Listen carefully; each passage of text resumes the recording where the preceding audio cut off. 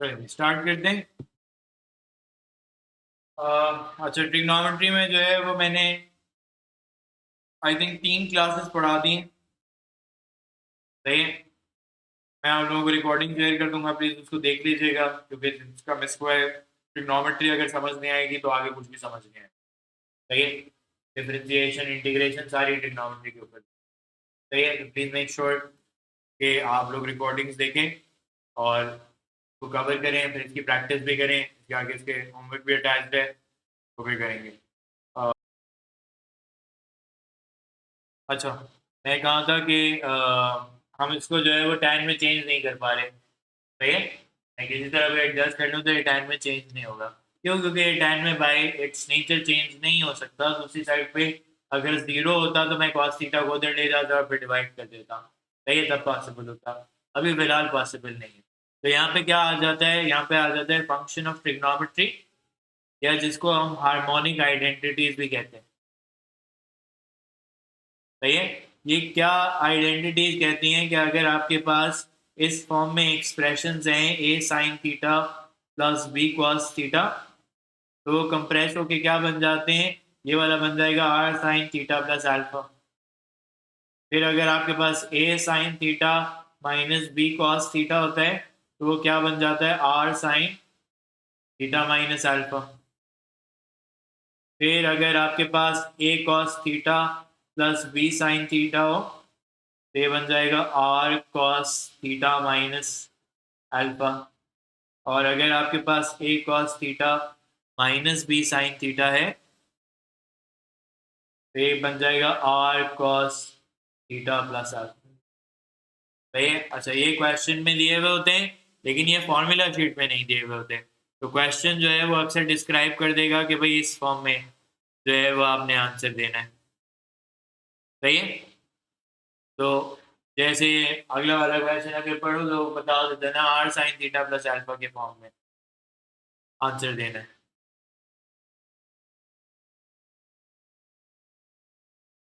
क्या हो भाई, ज्वाइन कर ले यार।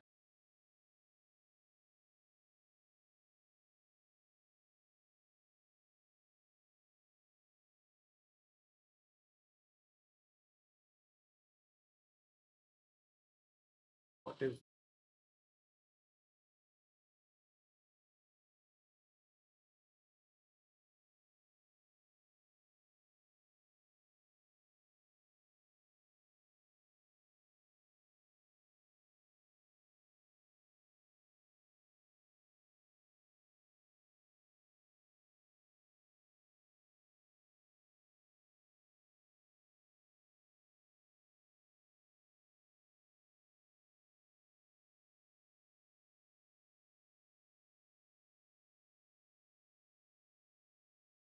सही। अब इसमें क्या आपको चीजें नजर आ रही हैं? आपको नजर आ रहा होगा कि सर आपने तो बहुत सारे वेरिएबल लिखे हुए हैं, ए लिखा हुआ है, बी लिखा हुआ है, आर लिखा हुआ है, अल्फा लिखा हुआ है।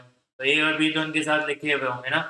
जैसे यहाँ पे आपको नजर आ रहा है two sine theta plus cos theta है, तो ए की वैल्यू 2 है और बी की वैल्यू 1 है। लेकिन आर कैसे निकलेगा? आर का फॉर्मूला मैंने यहाँ पे आपको बताया हुआ है। मैं दोबारा भी लिख देता हूँ। आर का फॉर्मूला क्या होता है? A square plus B square. सही है। और अल्फा कैसे निकलता है? Alpha is equals to tan inverse of B over A. Okay. तो बताओ यहाँ पे बात याद रखने की क्या है कि ए और बी जो है वो बगैर साइन के जो है वो आप यूज करेंगे जब आप tan इनवर्स कर रहे होंगे। सही है। उसको साइन को इग्नोर करना है क्योंकि अल्फा बाय इट्स नेचर खुद ही पॉजिटिव आएगा based on what is given in the question. वो उसके साथ आप प्लस माइनस जो भी लगा रहे होंगे, अगर वो प्लस अल्फा लिखा है तो प्लस अल्फा लगा रहे होंगे। जैसे यहाँ पे प्लस अल्फा लिखा है, अगले किसी क्वेश्चन में नेगेटिव अल्फा भी लिखा होगा। सही है। तो इस तरह करना होता है। ये यूजुअली 3 मार्क का आसान सवाल हुआ करता है। सही है। 3 आसान मार्क्स होते हैं। करके देखते हैं हम कुछ सवाल। सही है, ये लिख लिया है? अगर कोई लिख रहा है तो जल्दी से लिख ले प्लीज। सही है। ये फॉर्मूला शीट में नहीं दिया हुआ होता तो आपको जो है वो खुद लिखना, खुद याद रखना पड़ेगा ये। सही। उससे पहले जितनी आइडेंटिटीज मैंने पढ़ाई वो सारी फॉर्मूला शीट्स के अंदर थी। सही है।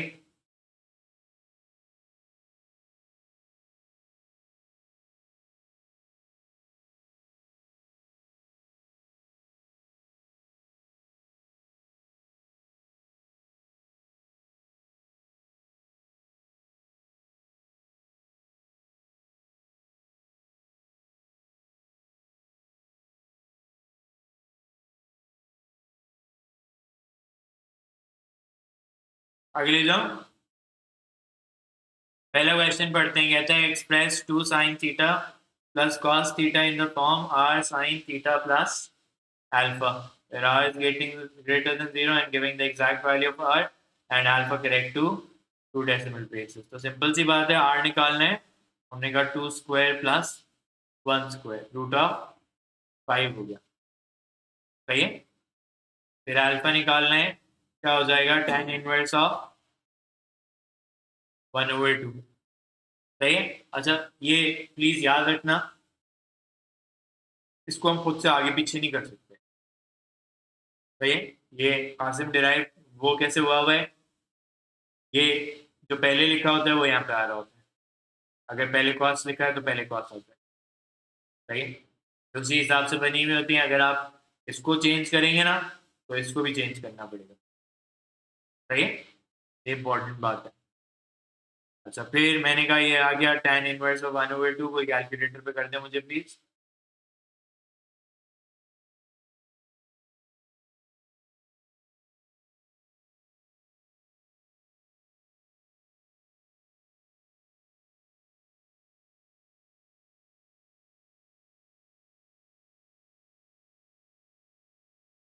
तो ये 26.56 उसने करेक्ट टू 2 डेसिमल प्लेसेस का था।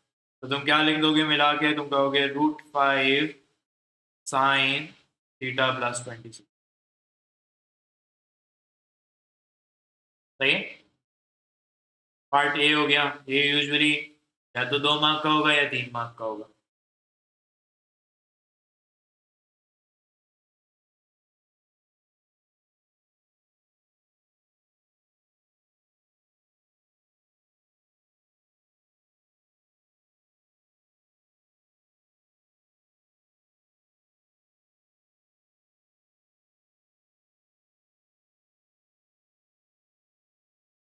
ओके, फिर अगला पार्ट देखते हैं, क्या कहता है, हेंस सॉल्व, सही है। तो ये बात तो अभी हम डिसाइड कर चुके थे कि भाई ये वाली इक्वेशन जो है वो डायरेक्टली सॉल्व नहीं हो सकती, ये tan थीटा नहीं बन सकता, तो इसको सॉल्व करने का सिर्फ एक ही तरीका है। अभी देखिए इस क्वेश्चन ने बता दिया hence, there is a past paper question जो नहीं कहता है हेंस, वो डायरेक्ट सवाल कह देता है भाई। तब आपको पता होना चाहिए कि भाई आपसे कोई आइडेंटिटी नहीं लग रही, कोई इक्वेशन में कन्वर्ट नहीं हो रहा, कोई एक ट्रिग्नोमेट्रिक रेशियो नहीं आ रहा, तो फिर इस टॉपिक का सवाल होगा वो, सही है। ये आपको खुद भी जज करना आना चाहिए, जहाँ साइन थीटा कॉस थीटा आपको नहीं, सही है।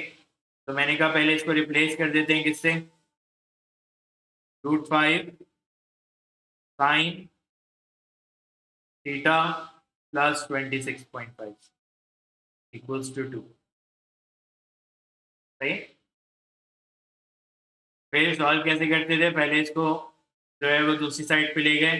अब ये प्लीज जरा स्ट्रीमलाइन कर लो कि ये सबका एक ही तरीका हो सॉल्व करने का, सब अलग अलग अपने तरीकों से ना सॉल्व कर रहे हो, कोई पहले साइन इनवर्स कर देता है, कोई बाद में साइन इनवर्स कर रहा होता है, कोई डायरेक्ट आंसर दे देता है, सही है। स्टेप्स क्या होते हैं मैं दोबारा वर्बली रिपीट कर रहा हूँ, लिखे हुए तो नहीं है, पहले मैंने लिखे थे जब मैं इसका रिविजन करा रहा था। पहला काम आप ये करते हैं कि आप जो है वो पहले क्वाड्रेंट मार्क कर लेते हैं, आपको साइन थीटा की ऐसी वैल्यू चाहिए जिससे क्वाड्रेंट पॉजिटिव आ रहे हैं। कौन कौन से क्वाड्रेंट पॉजिटिव आ रहे हैं, क्यों, क्योंकि 2/√5 जो है वो पॉजिटिव नंबर है, क्वाड्रेंट 1 एंड क्वाड्रेंट 2, दो क्वाड्रेंट्स में आंसर आने वाला है। पहले वाले में आप लाइन बनाते हैं तो भी मुझे कोई मसला नहीं है, सही, आप जब मेंशन कर रहे हैं तो भी कोई मसला। फिर इसका काम, अगला काम क्या होता है, बेसिक एंगल निकालना, सही है। उसको टिपिकली वैसे हम अल्फा कहते हैं, लेकिन हमने अल्फा यहाँ पे यूज कर लिया, इसलिए इसको मैं बेसिक एंगल कहता हूँ, सही है। तो ये हो जाएगा साइन इनवर्स ऑफ 2/√5, कितना आ रहा है,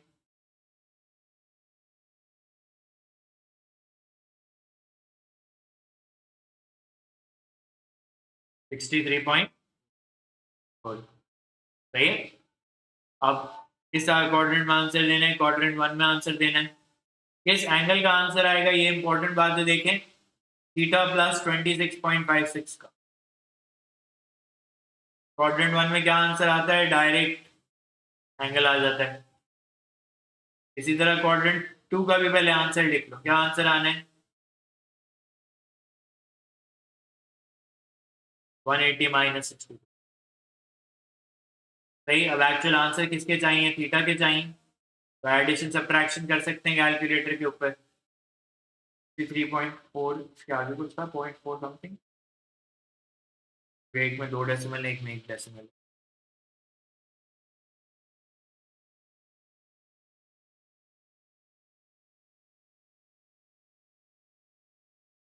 सही है। तो अब थीटा बता दो, तो थीटा क्या आ रहे हैं।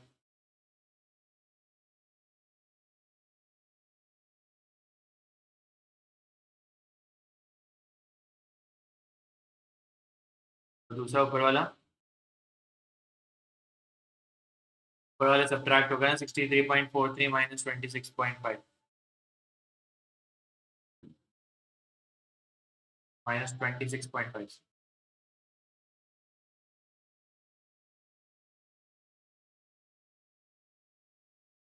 0.98। सही है। तो ये राउंड ऑफ होके 37.0, क्योंकि फाइनल आंसर जो होता है वो 1 डेसिमल प्लेस पे देना होता है। सही है। इसके बाद कासिम क्या करना चाहिए, एक चेक कर लें, आपके आंसर आने चाहिए थे 0 to 360, आपके आंसर 0 और 360 के अंदर है।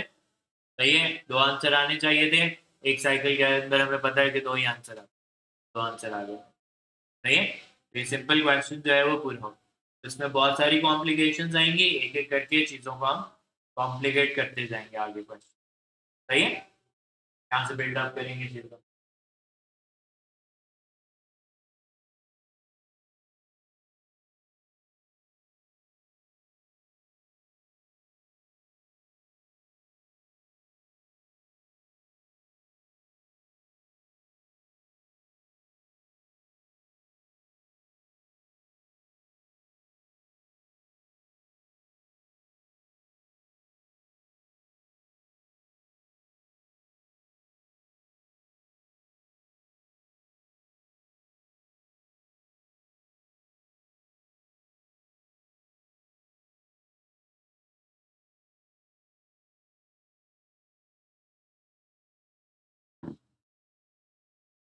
चले आगे अगला सवाल देखें। ये वाला खुद से करना है। सही है। अगला वाला,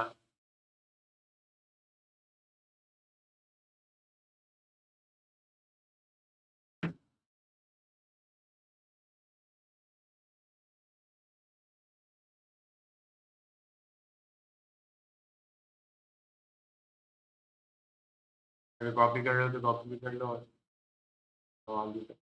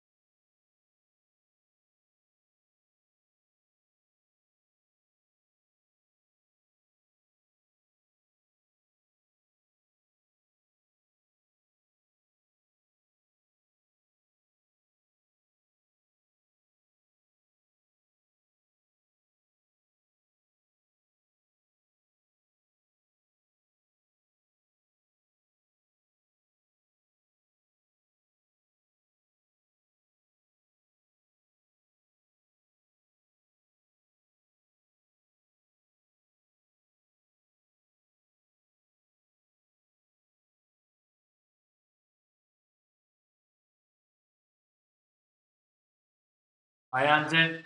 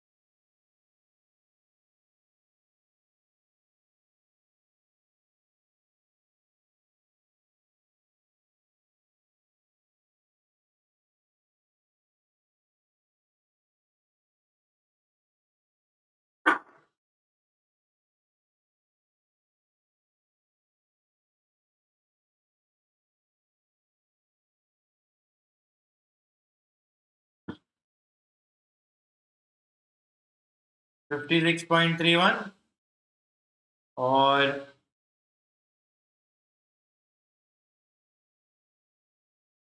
ये एक्सप्रेस हो गया, ये बन गया √13 cos थीटा प्लस 56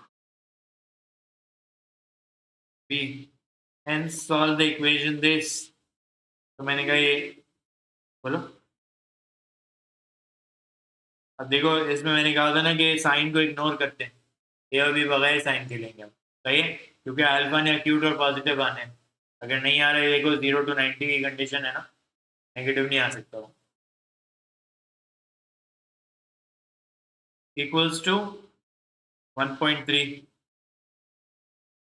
तो ये पहला काम ये करेंगे, cos theta plus 56.31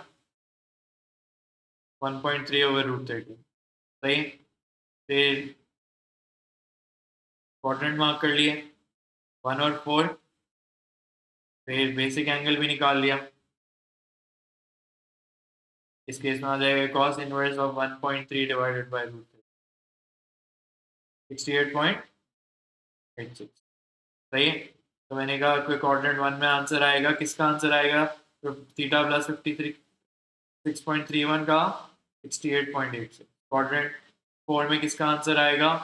theta plus 56.31 का 360 माइनस 68.86, सही है।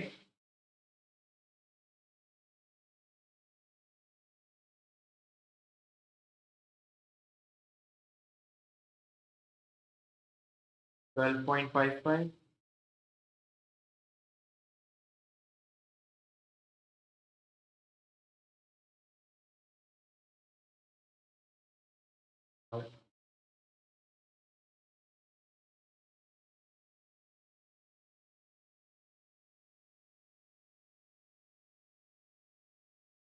234 पॉइंट, सही है, 12.6 आएगा। ओके, फिर से जो आंसर किस कैटेगरी किस रेंज में आने चाहिए थे, 0 to 360 में आने चाहिए थे, आगे भाई, सही है। यहाँ तक थोड़ा सा लेवल बढ़ाते हैं। एक नीचे जो पास पेपर का अब सवाल आ रहे हैं, इसमें एक डिफरेंस नजर आएगा। पहला पार्ट तो वही एग्जैक्ट सेम है, कोई मसला नहीं है उसमें, सही है। दूसरे पार्ट में थोड़ा सा एक चेंज नजर आएगा, वो देखिएगा और से। अच्छा, क्या कहते हैं,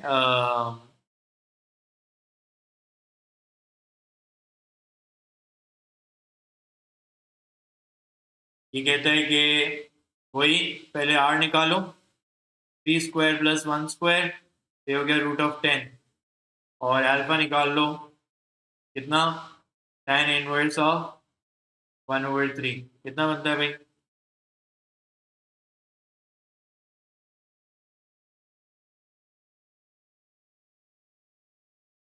18.43 बनता है। सही है, तो मैंने एक्सप्रेस कर लिया पार्ट 1 आसानी से। ये बन गया √10 cos थीटा माइनस 18.4। सही है। अब सेकंड पार्ट थोड़ा सा ट्रिकी है, और से देखिएगा प्लीज। सही है। ये कहता है hence solve the equation this equals to 2 giving all solutions in the interval this. अब जिन्होंने पिछली क्लास पढ़ी थी उसमें उन्होंने देखा होगा कि वैसे तो cos 2x और sin 2x की हमारे पास आइडेंटिटीज होती है पास। सही है। तो खुल जाता है, cos 2x की आइडेंटिटी होती है 2 cos square x minus 1, और sin 2x की होती है 2 sin x cos x होती है। सही है, आइडेंटिटीज होती है। लेकिन यहाँ पे इंपॉर्टेंट वर्ड क्या नोटिस करो, कहता है हेंस, पिछला पार्ट यूज करो। नहीं भी कहे तो देखें एक और दो पार्ट जो है वो यूजुअली आपस में रिलेटेड होंगे, कुछ ना कुछ रिलेशनशिप होगा। सही है। तो अब हेंस का क्या मतलब है नोटिस करते हैं हम। क्या नजर आ रहा है इन दोनों एक्सप्रेशन में, क्या चीज कॉमन है, क्या हो जाएगा? Angle double. कौन सा एंगल डबल हो जाएगा? ऊपर थीटा लिखा है और नीचे क्या लिखा है? 2x। तो शोएब अगर तुमने इसको कंप्रेस करके ये लिख दिया तो इसको भी तुम कंप्रेस करके क्या लिख सकते हो पार्ट 2 में? इसको लिख सकते हो √10 cos 2x माइनस 18.40। सिंपल सी बात अगर मैं बताऊं तो थीटा की जगह 2x आ गया भाई, है ना। कंप्रेस तो उसी तरह हो जाएगा, वही रूल्स लगे, वही सब हुआ। इक्वल्स टू क्या है? 2। सही। अब अगर ये इतना ही सिंपल सवाल होता तो इसके 5 मार्क्स ना होते, उसमें आगे भी हो सकता है कुछ गड़बड़ हो। क्या चीज़ है वो हम करते करते नोटिस करें। सही है। 8 मार्क का सवाल है तो मुझे वैसे भी 10-12 मिनट लगने चाहिए सॉल्व करने के लिए। सही है। पहले मैंने कहा कि वही काम करो जो पहले से करते आए। 2/√10 क्वाड्रेंट मार्क कर लो पहले, 1 और 4। सही है। लेकिन एक इंपॉर्टेंट बात है, एक्स जो था वो 0 to 360 था। अब बकार क्या है यहाँ पे? 2x। 2x का मतलब क्या होता है?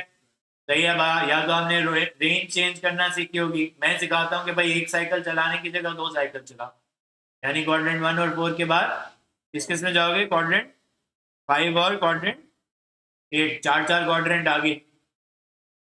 सही है, चार चार क्वाड्रेंट आगे जाना है। क्वाड्रेंट पहले अल्फा निकाल लेते ना भाई, बेसिक एंगल निकाल लो। बेसिक एंगल क्या है? 50.76। सही। तो क्वाड्रेंट 1 लिखा, किस एंगल का आंसर आने वाला है भाई? जो एंगल अभी कॉस के सामने लिखा था वो, इक्वल्स टू क्वाड्रेंट 1 में आंसर कितना होता है? सेम बेसिक एंगल ही होता है। सही है। उसके बाद क्वाड्रेंट 4 में आंसर लिखना है 360 माइनस 15.7। अभी एक मिनट। सही है, अभी मैं कैलकुलेशंस करता हूँ। सही है। मैं हमेशा क्या करता हूँ कासिम, मैं मुझे पता है मुझे आगे वाले क्वाड्रेंट्स में जाना ही है ना, तो पहले मैं सबके एक्सप्रेशंस बना लेता हूँ ताकि कैलकुलेशन एक साथ में कैलकुलेटर पे फिर करता जाऊँ। सही है। फर्स्ट क्वाड्रेंट से फिफ्थ क्वाड्रेंट में कैसे जाते हैं? 360 प्लस करके। तो इसी आंसर में बस तुम 360 प्लस कर दोगे ऊपर जो आंसर लिखा है। फिर क्वाड्रेंट 4 से क्वाड्रेंट 8 में भी कैसे जाते हैं? सही है। ऊपर जो लिखा है कासिम, मैं उसी के आगे बस 360 ऐड कर दूंगा। सो 360 प्लस 360 माइनस 50। मेरा सिंपल सा रूल है, ऊपर जो लिखा है ऊपर से 360। सही है, क्योंकि 4 क्वाड्रेंट आगे। 720, बात तो 720 बन रही है ना। सही है, जैसे भी तुम्हें याद है। ओके। तो मैंने कहा एक्स निकालने के लिए क्या क्या करना पड़ेगा? पहले 18.43 को वहां पे प्लस करना पड़ेगा और फिर डिवाइड बाय 2 करना पड़ेगा। तो करते हैं 50.76 प्लस 18.43 डिवाइड बाय 2, क्या बन रहा है? 34.6। सही है, मैं 1 डेसिमल प्लेस पे।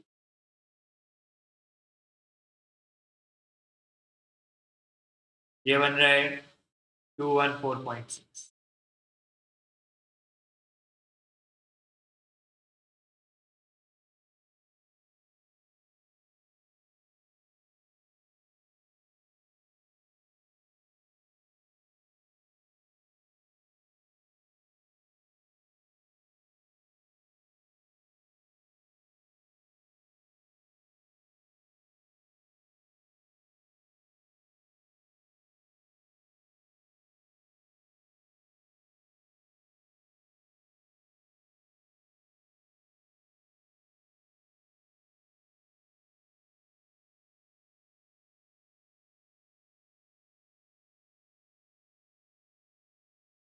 सही। नोटिस करें 4 आंसर आए। हमने ये एक्सपेक्ट किया था एक साइकिल में 2 आंसर आते हैं, तो 2 साइकिल में 4 आने चाहिए। क्या चारों 0 और 360 के बीच में है? सही है। तो अब कभी कभार एएस में आपने सीखा होता है कि सर रेंज चेंज करनी है और वो सब करना है, जरूरत पड़ी नहीं पड़ी भाई, मुझे सिर्फ नोटिस क्या करना था कि 2 साइकिल हो रहे हैं या नहीं हो रहे। 2x से पता चल गया, 3x होते तो 3 साइकिल, 4x होते तो 4 साइकिल। सही है। तो अगर वो रेंज चेंज करने वाला हिसाब जो है उसके कोई मार्क्स नहीं होते बच्चे, मार्क्स आंसर के मिले। अभी मिल गए मुझे सारे मार्क्स। परेशानी कब होगी? जब इसमें से कोई एक आंसर डिस्कार्ड हो रहा होगा भाई। सही है। अब वो डिस्कार्ड होता है तो क्या करते हैं, वो मैंने कहानी जो है वो पहली वाली वीडियो में सुनाई थी। सही है। तो जब आप पहली वीडियो देख रहे हो तो उसमें देखिएगा। लेकिन 9 आउट ऑफ 10 क्वेश्चन कुछ कहानी करनी ही नहीं होगी, सिंपल इसी तरह सॉल्व करना होगा जिस तरह मैंने अभी आपके सामने। सही है। तो हमने अपना प्रोसेस स्टैंडर्ड ही रखना है। बस वो एक आंसर आएगा तो 360 माइनस कर दो, या छोटा आंसर डिस्कार्ड हो रहा है तो उससे 360 प्लस कर दो, बस। सही है। यही करना होता है और कुछ नहीं। बेसिकली एक क्वाड्रेंट चेंज करना होता है, वो भी एक कंडीशनल चीज़ है ना। तो मैं कह रहा हूँ 9 आउट ऑफ 10 क्वेश्चन नहीं हो रही होगी, एक में हो रही है, वो हम आएगी तब देख लेंगे। हमें मेजोरिटी अपना प्रोसेस सेम रखना चाहिए। हमें प्रोसेस के बीच में बिल्कुल आपको सिखा सकता हूँ कि रेंज चेंज करना होता क्या है, बट इट्स एन अननेसेसरी। सही है। तो तभी ज़्यादा रेलिवेंट होता है जब ग्राफ्स करते हैं। अभी हम ग्राफ्स इसमें कर ही नहीं रहे। इसके ट्रिग्नोमेट्री के जो ग्राफ्स हैं वो सेक एक्स, कॉसेक एक्स और कॉट एक्स के, इतनी कॉम्प्लेक्सिटी नहीं होती, फिर याद रखने में। सही है। समझ आ गया?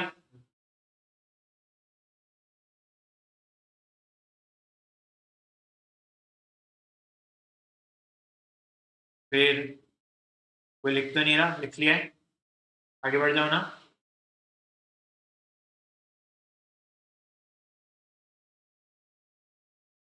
ये भी सिखा सवाल है अभी। सही। पहले तो वही है, जल्दी से एक्सप्रेस कर लूँ।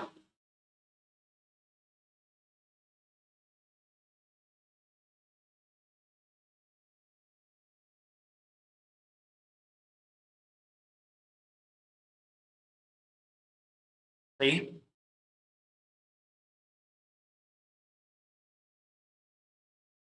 फिर alpha sorry tan inverse 1/2, 26.6 something.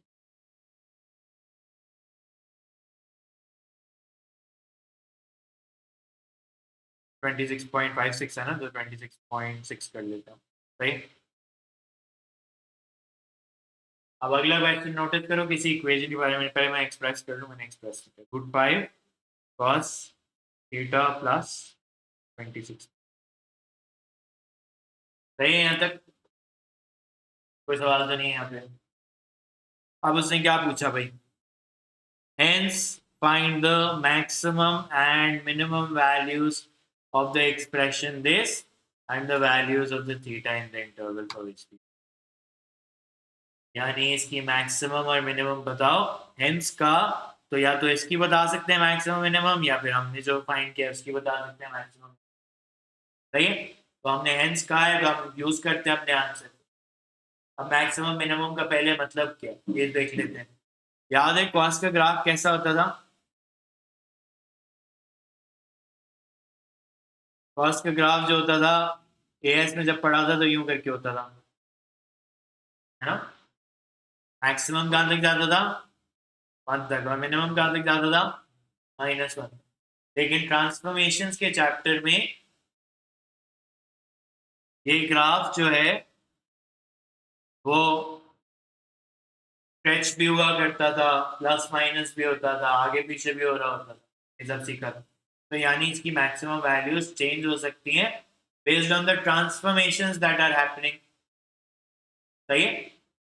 अब सवाल ये है कि आपको अभी उसको देख के, ये जो हमारे पास एक्सप्रेशन है, और अगर मैं इसको एक सिंपल कॉस थीटा से कंपेयर करूं, तो आपको क्या क्या ट्रांसफॉर्मेशन नजर आ रही? एक अगर ओरिजिनल फंक्शन है एफ ऑफ एक्स, उसके साथ मैं लिख दूं 2f ऑफ एक्स, तो कैसी ट्रांसफॉर्मेशन होती है? स्ट्रेच होती है यूं वर्टिकली, यानी हर y की वैल्यू क्या हो रही होती है, मल्टीप्लाई बाय 2 हो रही होती है। यही सीखा है हमने एस में कि हर y की वैल्यू क्या हो रही होगी, 2 से multiply, F of x y की वैल्यू को कहते हैं। तो क्या मुझे ये बात समझ आती है कि इसमें एक स्ट्रेचिंग हुई हुई है, यानी जो कर्व की मैक्सिमम और मिनिमम वैल्यूज हैं वो भी स्ट्रेच हुई होंगी। 1 वाली वैल्यू कहाँ चली गई होगी, √5 पे, और -1 वाली कहाँ चली गई होगी, -√5 पे। यूं करके ग्राफ स्ट्रेच हो गया होगा। सही है। आइडिया ये है कि मैक्सिमम और मिनिमम वैल्यूज जो है वो ट्रांसफॉर्म हो रही है, इनफैक्ट हर वैल्यू ट्रांसफॉर्म हो रही है। तो अब मैं आपसे क्या कह रहा हूं कि आपने जब भी इस सवाल को देखना है तो आपने कहना है कि सर किसी भी कॉस या साइन के ग्राफ की 3 क्रिटिकल वाई की वैल्यूज होती, critical Y values, 3 critical Y की वैल्यूज होती है। सही, एक 1 होती है और एक 0 होती है और एक -1 होती है। यही सारी वैल्यूज ट्रांसफॉर्म होती हैं तो नया ग्राफ बनता है। तो अब मुझे बताओ ट्रांसफॉर्म्ड वाई क्या बन रहा है? ट्रांसफॉर्म्ड वाई, ये √5 से मल्टीप्लाई होगा तो ये √5 हो जाएगा, √5 0 से मल्टीप्लाई होगा तो 0 रह जाएगा। और अब्दुल्ला अगर ये डिस्कनेक्ट हो जाए, मीटिंग का टाइम खत्म हो रहा है, दोबारा ज्वाइन कर लेना। सही है, सेम आईडी। ये -√5 क्या, मैं आ रहा हूँ बिल्कुल उस पे। सही है, I am coming to that. पहले मैंने ये तुम्हारे लिए सॉल्व किया है कासिम कि maximum and minimum values of the expression. तो मैंने तुम्हें मैक्सिमम एक्सप्रेशन की वैल्यू क्या बता दी, √5, और मिनिमम मैंने तुम्हें क्या बता दी, -√5। अब उसने और क्या कहा, and the values of theta in the interval for which these आकर। तो यानी वो था थीटा की भी वैल्यूज बताओ कि जिन पे ये आकर करती। तो मुझे बताओ कि पहले जब 1 थी तो थीटा की वैल्यू क्या थी, what was the value of theta in the original expression, ये ओरिजिनल कर्व में 1 कब था, 0 पे, सॉरी 1 कब था 0 पे, सॉरी, और 0 कब था 90 पे। सही है, 90 पे 0 था और 180 पे -1 था। ये ओरिजिनल की बात कर रहा हूँ मैं। सही है, ये 90 था और ये 180 था। सही। अब मैं क्या कह रहा हूं आपसे कि अब आप मुझे बताएं कि ये वाली वैल्यूज भी मूव हुई होंगी, ये कैसी ट्रांसफॉर्मेशन हुई है? सही है, एक्स की ट्रांसफॉर्मेशन हमेशा ऑपोजिट होती थी, ग्राफ उसके पीछे चला गया। तो ये 0 वाली वैल्यू कहाँ चली गई होगी, -26.6 पे। 90 वाली वैल्यू कहाँ चली गई होगी, 63.4 पे। और 180 वाली कहाँ चली गई होगी, 153.4। सही। तो एक तो बात क्लियर है कि ये मिनिमम जो है उसकी कॉरेस्पॉन्डिंग थीटा कितना है, 153.4 है। सही। अब मैक्सिमम वाले में शोएब क्या हो रहा है, मैंने कहा मैक्सिमम √5 है लेकिन किस वैल्यू पर अकर कर रही है, लेकिन मैं तो आंसर 0 to 360 के बीच में देना चाहता हूँ भाई, तो मैं -26.6 में आंसर नहीं। सही है। तो कासिम बता रहे हैं कि सर एक और पॉइंट था जो मैक्सिमम था, ये एंड वाला पॉइंट, ये भी मैक्सिमम था। तो दो वैल्यूज थी 0 और 360, तो 360 वाला भी थोड़ा पीछे हट गया होगा।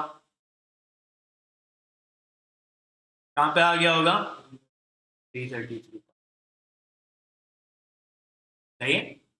तो इस क्वेश्चन में बेहतर है ट्रांसफॉर्मेशन सोच के ही किया जाए।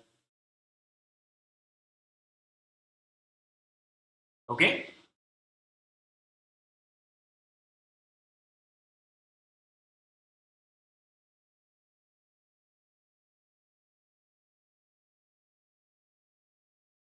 आई थिंक बात समझ आ गई।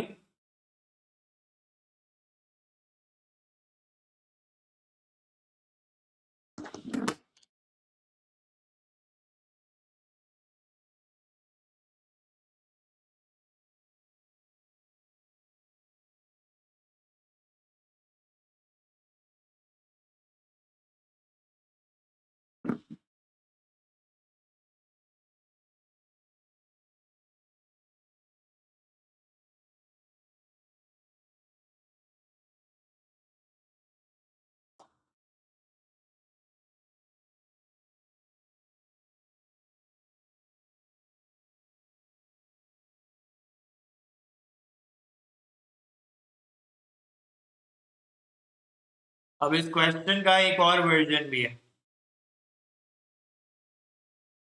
सही है, ये लिख लो फिर मैं दिखाता हूँ।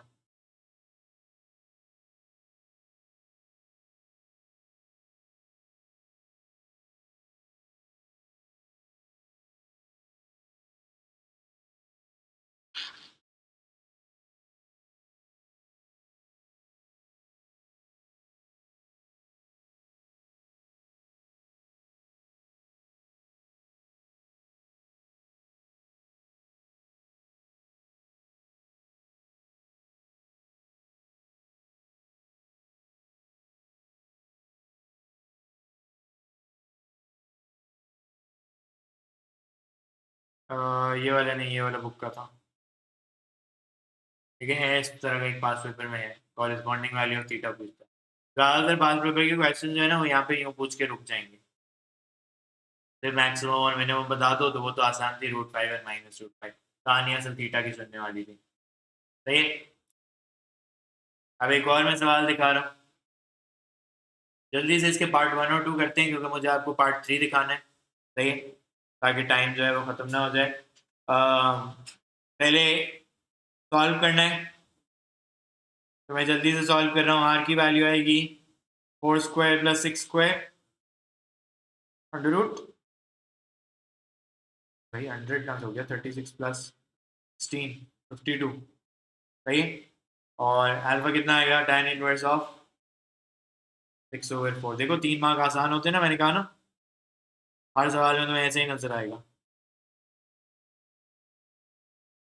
6.3, सही है। पार्ट टुगेदर सॉल्व, जल्दी से मैं सॉल्व भी कर रहा हूँ।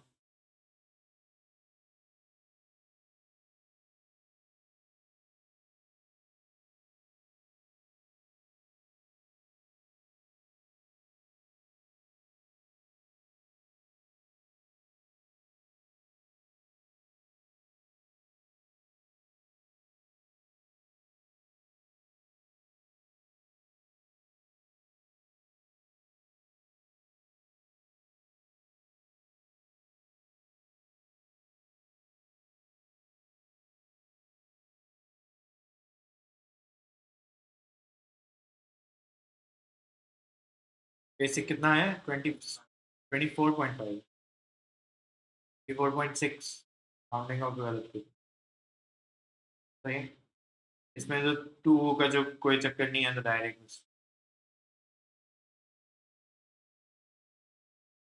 सही है। यहाँ तक तो स्टैंडर्ड ही है, मैं अभी कैलकुलेट भी नहीं कर रहा, तो I want to focus on the third part.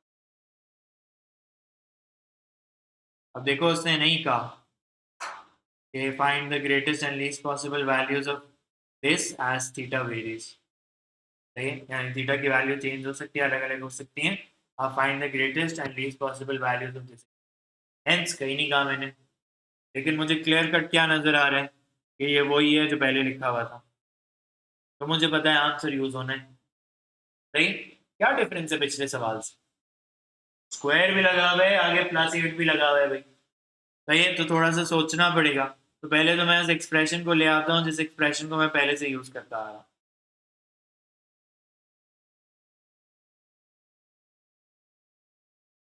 Square +8, √52 का स्क्वायर हो गया 52, साइन थीटा -56.3, या तो साइन स्क्वायर लिख सकते हैं या ऊपर मैं स्क्वायर लगा देता हूँ बेबी, सही। यानी इस एक्सप्रेशन की अब आपने मुझे मैक्सिमम और मिनिमम वैल्यू बतानी, सही। तो फिर से मैं वही सोचना शुरू करता हूँ भाई कि पहले साइन थीटा का ग्राफ कैसा हुआ करता था। साइन थीटा का ग्राफ ऐसे हुआ, वो 1 तक जाता था, 0 पे आता था और -1 पे जाता, सही होता था।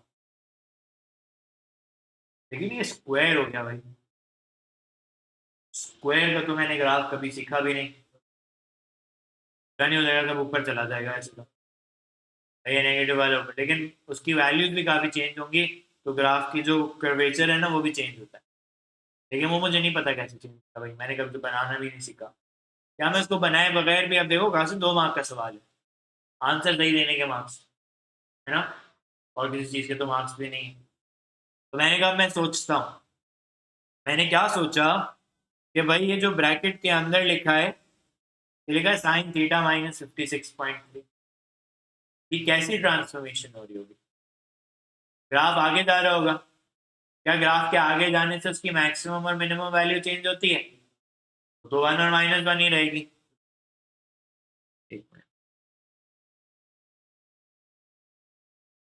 एक मिनट जूम बंद हो गया, मैं दोबारा ऑन कर दूं।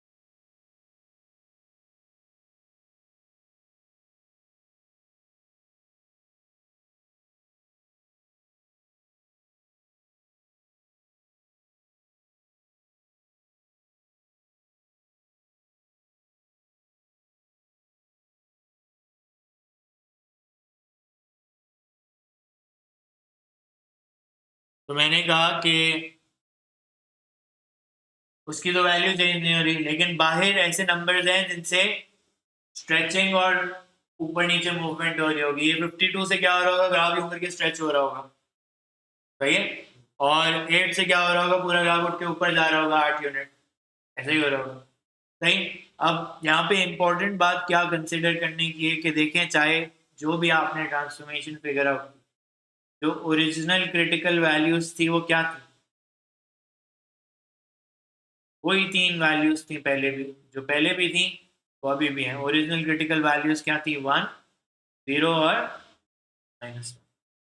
तो मैं क्या करूँगा कासिम, मैंने कहा कि इस पूरे एक्सप्रेशन की वैल्यू जो ब्रैकेट के अंदर लिखा है, उसकी पूरे की वैल्यू या तो 1 हो सकती है, या 0 हो सकती है, या -1 हो सकती है ना। साइन थीटा की वैल्यू, सिर्फ थीटा की वैल्यू नहीं कह रहा, पूरे साइन थीटा की, यानी साइन 90 लगाऊंगा तो 1 आएगा, साइन 180 लगाऊंगा तो 0 आएगा, सही है। लेकिन मैं वो थीटा लगा नहीं रहा, मैं पूरे एक्सप्रेशन की वैल्यू कह रहा हूँ, सही है। तो वैल्यू होगी या तो 1 आएगी, या 0 आएगी, या -1 आएगी। तो क्या क्या बन रहा है यहाँ पे? 68 एंड फिर से 60, तो मिनिमम वैल्यू कितनी हुई? 8। दोबारा जाएंगे, मिनिमम वैल्यू कितनी हुई? 8, और मैक्सिमम कितनी हुई? सही। इसमें एक गलती क्या करते हैं लोग, वो सिर्फ 1 और -1 को ले लेते हैं। 1 और -1 से बता सेम वैल्यू आ रही है, देखो तो 60 आ रही है, तो मिनिमम मैक्सिमम का कुछ पता नहीं चलता। तो 0 भी एक क्रिटिकल वैल्यू होती है, जो मैंने पिछले क्वेश्चन में भी कंसिडर की। पिछले क्वेश्चन में कोई फायदा नहीं हुआ मुझे उसको कंसिडर करने का, लेकिन इस क्वेश्चन में सही है। Clear? Any questions? I think that's the end of the chapter for today. अभी 1-2 ट्रिग्नोमेट्री के और सवाल हैं, जिन्होंने वीडियोस नहीं देखी पहले वाली वो प्लीज़ देखें, ताकि मैं 1-2 और सवाल आपको मुश्किल वाले करा सकूं, क्योंकि उसमें कंपाउंड एंगल भी लगेंगे, डबल एंगल भी, सही है। तो वीडियोस देख लें, फिर जो है मैं उसको अगली क्लास में ट्रिग्नोमेट्री वो ख़त्म कर लेंगे, और हम एक्सपोनेंशियल लॉगरिथम सब, सही है। Okay.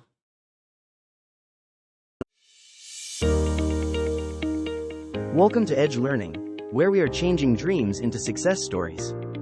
Let's go! At Edge Learning, we offer courses to help you excel. Whether you're preparing for the SAT, aiming for IBA and LUMS, need O and a level tuition, or IELTS coaching, we have the right program for you. Forget about boundaries, we offer learning anywhere, anytime.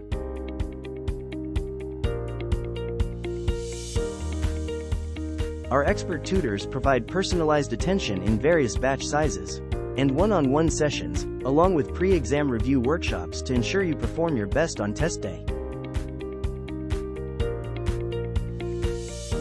Join us at Edge Learning and take the first step towards turning your dreams into reality. So what are you waiting for? Register now or call us.